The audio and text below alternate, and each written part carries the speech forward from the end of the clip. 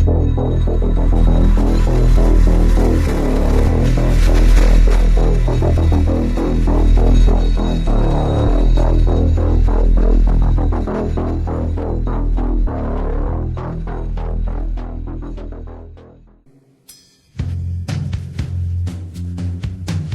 name is Nassime Sabs. Tonight on Nightline, behind the rampage, what drove this family man to kill his wife and son, and then himself. The killer's distraught father sits down with Bob Woodruff for his first interview with new details on what he believes pushed his son over the edge. An ABC News exclusive. Yes, sir. Okay, were you able to get a gate code or anything like that?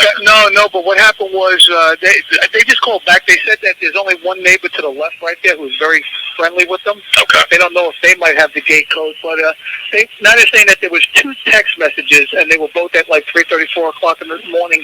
One from his phone and one from his wife, Nancy's phone. Okay. And they went to the same restaurant. Now, to all you smartasses out there, why would Chris send a text message from his wife's phone? That don't make no sense. Oh, but I guess that's what we're not doing here. We're not thinking logically with this. We're just believing the bullshit we heard on television. They don't live anywhere near them. Right. And basically said, this is the house number. The dogs are in the backyard. The patio door's unlocked. And that was it. So that's what they're worried about. And it's unlike I said, it's out of character for Chris to do anything like this. Right. He's missed 2 shows, one on Saturday and pay-per-view on Sunday. And so they're saying the only thing they know is that one of the wrestlers called back and said he's always talking about his neighbor next door to the left, who is, I guess, good friend. So literally you have people within the WWE leading the cops to the neighbor to go into the crime scene, to go into the house and take the dogs. Really? Sounds like a controlled investigation to me. I mean, come on, do you want to make an argument that this was professionally done by the police? What a fucking joke. The police have to go to the neighbor? Come on, man. This is some of the most amateur bullshit I've ever heard in my entire life. And they were saying, they don't know. The gentleman I'm dealing with at World Wrestling is a retired judge from here in New York. Okay. Nobody really, has a gate code, they're saying, but the thing is, I don't know what you guys would do is if you thought something was wrong in the house, right. You'd have to taser the dog to put them to sleep. Basically, we just need somebody to contain them. I think that would be the main thing. Right. Now, that neighbor that's friendly with him, do you think they would be able possibly to contain those dogs? That's what the other. This is Chavro is the name of the other wrestler. That's what he's saying. He's saying that Chris is always saying how friendly he is with his next door neighbor, but it's to the house to the left. House to the left. So, and that's also a mixed message, because if Chavo's talking about how friendly Benoit was with the neighbors, when you listen to the neighbor call 911, this is where when we're about to hear from Holly, this is where it really becomes very suspicious. And like I said, they don't seem to be very worried because they get these messages at 3:30 o'clock in the morning. And they said when they spoke to him the other day, he seemed depressed, and he said something about food poisoning. And they, like I said, they get the same messages. Nobody's answering the cell phone. Somebody's answering the house phone. Right. That's definitely suspicious. Right, that's suspicious. So let's wait for the neighbor to get the dogs. What I'll do is I'll go ahead and I'll have deputy swing down and see if they can make contact with the neighbors. Okay. And see where we can go from there. Okay, thank you. You'll let me know. Thank you. Now here's the neighbor calling 911 after finding the bodies. Say 911, what is your emergency? Hi, the cops came to my house, and I just want to make sure that they're okay, because they sent me over to my neighbor's house. What's your address? I'm at 110 Green Meadow Lane. So first of all, if she went in and saw 2 dead bodies, you would be a lot more upset by that. Like, truthfully, a lot more upset than what she sounds initially. Of course, she's about to put on the fake emotion in a minute. But my question is, if you got police officers in that house and they have their guns and their tasers, why are you so worried about the well-being of police officers. This seems super fucking fake. And this makes her very suspicious. On top of the fact that she's got ties to the Sullivans, on top of the fact that she worked exactly in the exact same Cambridge, Massachusetts, Kevin Sullivan was born and raised, on the fact that when this went down, she ran straight back to Boston and hired a lawyer. This woman's got a lot of controversy surrounding her, and when Nigel contacted her, she initially said no to an interview. Then she said yes. Then she blocked him, and this was like a week ago with the neighbor. So there's something very fishy here with this woman. But let's keep playing it. And they asked me to hop the fence because they have attack dogs, and I went in and someone Here we go. a little boy and the mom are dead, and so I ran out to scream to them, but then they went in the house and they haven't come out yet. Are they okay? Have you Okay, hold on just a moment.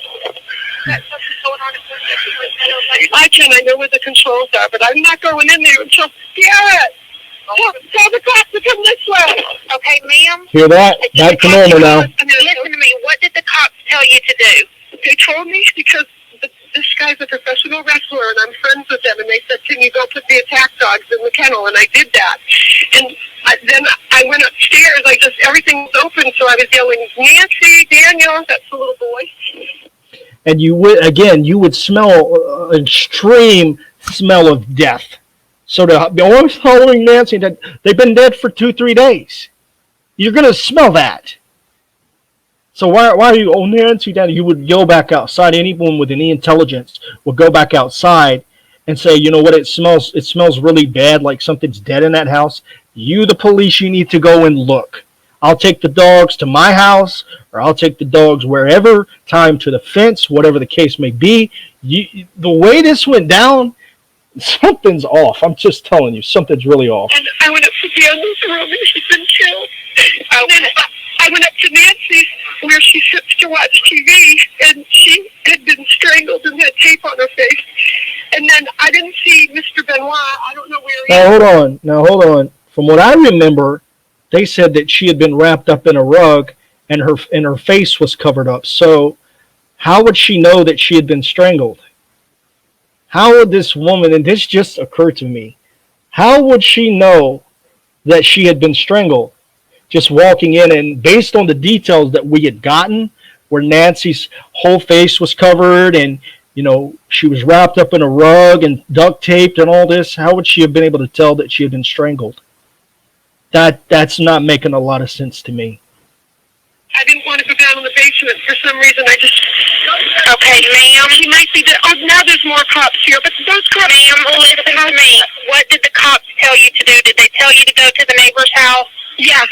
Okay. Now they came when I said everyone's been murdered, and they went in the house, and I said I looked in every room but the basement, and they went in the basement. Which ironically was where Crispin Mall was. So she looks in every single room in that house except for work. And now they got to come back out.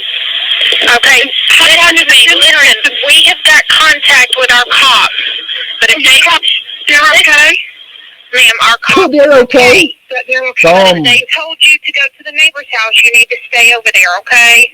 No, I'm here. I'm right outside the Benoit's house. No, I mean, they just said stay here in the driveway. I just got nervous because they never came back out. You have contact with your... Are you, I mean, literally, I'm sorry, but are you stupid? You just said there were 2 dead bodies in the house. It's literally a crime scene. Oh, but they didn't come back out. No shit. It's a crime scene. They're investigating a crime, a murder. So this little stunt right here, it's bullshit. Y'all can tune on out. Tune on out. It's bullshit. If you need help, don't hesitate asking for it. Not trying to offend you, but you seem like a disturbed person. If you need someone to guide you or be your friend, always give me a call.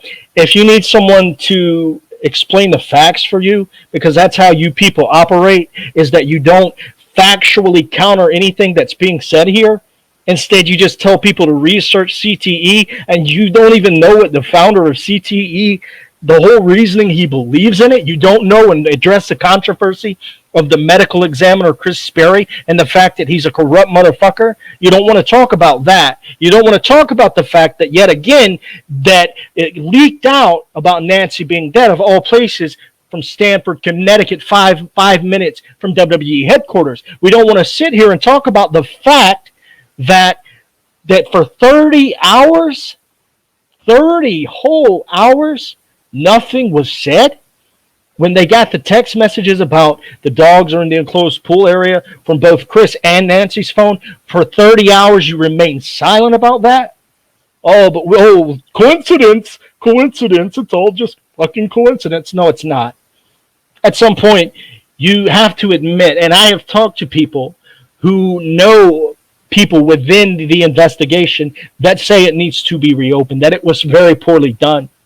A very, very piss poor investigation, and the people that did the investigation ought to be ashamed of themselves. You could hear clearly on this 911 call that they didn't even know how to handle 2 German Shepherds. What the hell makes you think they're going to know how to handle a crime scene? They allowed a person to go in that house and tamper with the crime scene. And the thing that also people don't want to address, there was a diary in the Benoit's house that somehow made its way outside into the trash can outside. How did that get there? Why don't y'all wise asses tell me that? How did that wind up outside in the trash? No answers? Oh, we don't have any answers. That's because the people that are just so set that Benoit killed his wife, killed his son, and the arguments about having the brain of an 80-year-old, you have no logic in saying that. There's nothing logically. The fact that he drove all those miles to his doctor's office, the fact that his last picture and the fans that talked to him said he didn't seem like anything was wrong with him, you would notice someone with the brain of an 80-year-old. It would be very, very obvious. Very clear. It wouldn't be something that you would just miss, and he'd be very obvious with it.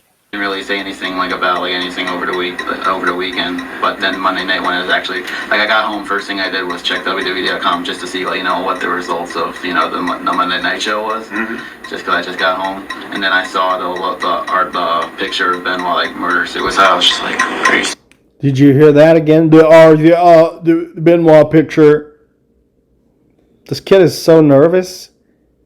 Very, very, very, very nervous. If you're telling the truth, if you did nothing wrong, I don't think you should be nervous. Especially you got daddy right there, right next to you, holding your hand. Kid. Serious, I was in total disbelief at that. Okay. You've caused a big frenzy. Yeah. All right. And I'm terribly sorry. Yeah, now they've, it's not much for me because it's interviewing you, and if you cooperate, give us a computer. I don't have to do a search warrant for it, and we'll get a forensic examination of it for Georgia, and they can tell where the rumors all started. But it's just all of this came up before they even found the bodies. Yeah. And you posted hours before. Yeah. Is this the only post? His was the only post. That's on. Yeah. What are the odds? So there, again, he just contradicted what this kid said when he said, oh, there was other posts about Nancy dying. No, he was the only one talking about Nancy being dead. So it's not clear cut like a lot of people say. He's fucking lying in this interrogation. And why wasn't more made out of that? I really got to ask, why wasn't more made out of that? You're going to lie during an interrogation? You got something to hide. Something like this important, a case of this magnitude, nobody should be lying. And anybody that is should be heavily investigated.